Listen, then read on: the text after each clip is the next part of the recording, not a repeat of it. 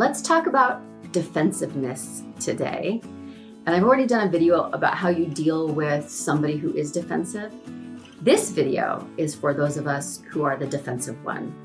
And everybody is from time to time, but some of us have it show up a lot more frequently, me included. And so let's break down what's going on in the moment, what's really underneath it, why is it a problem for our relationships, and what do we do to change it?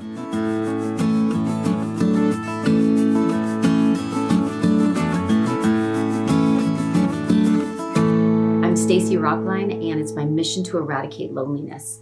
And defensiveness is a major problem for pushing people away and then feeling alone. So if you can get ahead of this, you will stay more connected. Now, what is it? What is defensiveness? Okay, this is when, I'm going to say this in a positive way, someone gives us feedback, right? It might feel like a criticism or a critique or a complaint, but someone's giving us feedback and we automatically go into a defensive stance. This is like defensive driving. When you're defensive driving, you're paying attention to everything in your environment and you're making sure that you're not going to get hit, right? You're not going to get in a car accident. And that's what your defensive part is doing. It is receiving that feedback and going like, oh no, I need to evade that feedback. And we do that in a couple of ways. We make excuses, right? We do rationalizations where we say, well, I was just trying to, whatever it was that would make the infraction make more sense. Or we do a deflection where we kind of put it back on them and we're like, well, that was just because you did this or that, right? We do minimizing, like we kind of edit the situation where we're like, it didn't happen like that. This is what happened. Or, well, I know a time when you did exactly the same thing. So those are the ways that we're basically trying to get the feedback not to land on us. That's our defensive stance. Why is it a problem? Well, there are a few reasons. First, it stops communication. Communication is about sharing and listening.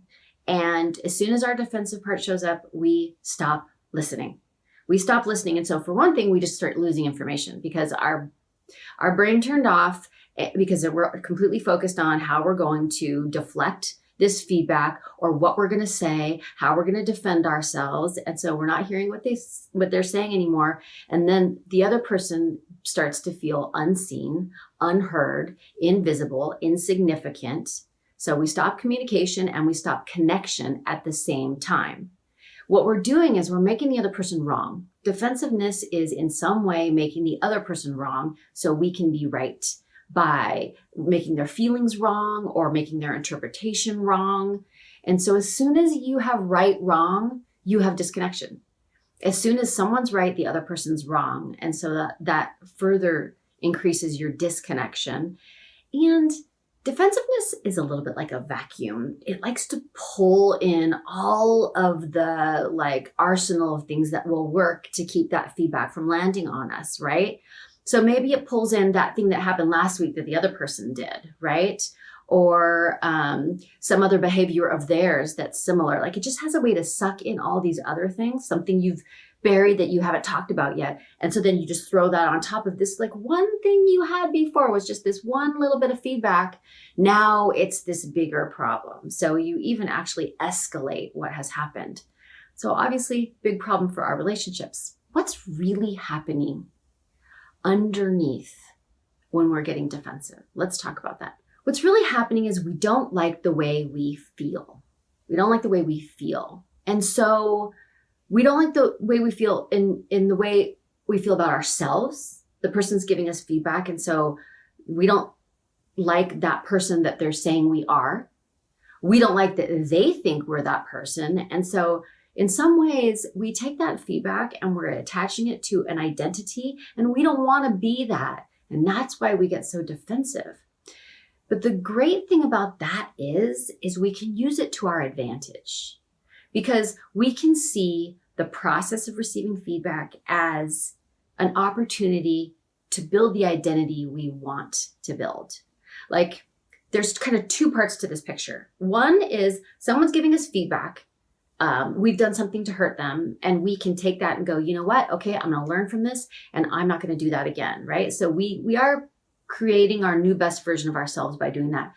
But we also have just in that moment, the chance to build this new identity of someone who is approachable, someone who is a good listener, someone who is caring, somebody who receives feedback and pivots. The conversation itself, that one little moment, is already an opportunity to create the identity that we do want to attach ourselves to. So we don't have to push it away. Instead, we basically get to go, oh, that's actually a chance right here to start already building that new identity. And if you think about it, like, who do you want to hang out with? Do you want to always hang out with people who are just perfect, never get anything wrong, never make mistakes, never hurt anybody? And so they never have to grow into the next version of themselves. And that's completely unrealistic anyway. But the defensive person mistakenly thinks that if they can defend against it, then their self-reputation will not be tarnished. Or do you want to be in a relationship with somebody who can hear the feedback, really listen, say, I understand, I'm receiving that, and I'm going to make some changes based on what you said? That's who we want to be in a relationship with. So in our mind, it gets twisted because we think by making sure the feedback doesn't land on us that we are remaining perfect, but the other person doesn't feel that way, right? The other person feels like they can't communicate with you. So all well and good, but what do we actually do in the moment, right? And here's the thing. If you're a defensive person, I can totally relate. I just know my defensive part is going to show up first. It's going to be at the front of the line if we're serving feedback. It's going to be the very first thing that shows up. And so I just know that about myself. I accept that about myself. I don't resist that about myself. It's just understanding that's going to happen for you. And so if you've gotten that feedback from other people that you're kind of defensive, you probably are. And it's okay. It's okay that your defensive part is going to show up first. Know how it feels in your body, right? For me, my energy starts to kind of like, and I can feel it rise up into my throat because I'm getting ready to defend myself. So I know how it feels. I know it's going to show up first. Without judging it, I say to myself, hey, hi, defensive self. I knew you were going to show up. Thank you for being here. I know you're trying to protect me. I appreciate that about you, but I'm going to use this opportunity to just be my best self in this conversation, to be really connected, to be really listening, to be able to hear feedback and receive it and stay connected and keep communicating. So that's what you want to do. You want to come up with some kind of little phrase to remind yourself to stay connected in that moment. It's going to be feeling how it feels in your body. Then it's going to be just realizing defensive shows up first. Hey, there you are. Thank you for trying to protect me. But then what's your phrase? You're going to give yourself a little pause so you can pivot. Like, feedback is an opportunity for me to practice being my best self. Say that to yourself. Another thing that you can do is you can lean on the people that you love for help. So one thing that my husband does really well is that if he has to give me feedback and he knows I'm a defensive person, he will give me like a little pause phrase, like, hey, do you have a second to talk about something? Hey, can I ask you a question? It's so that I don't get launched right into the feedback right away and I have a chance to catch my defensive part and set it aside and remind myself that I want to listen. So you can ask the people you love for help also, so that you just get a little bit of space to be able to push that part of you aside, not in a judging way, and then put your best self forward.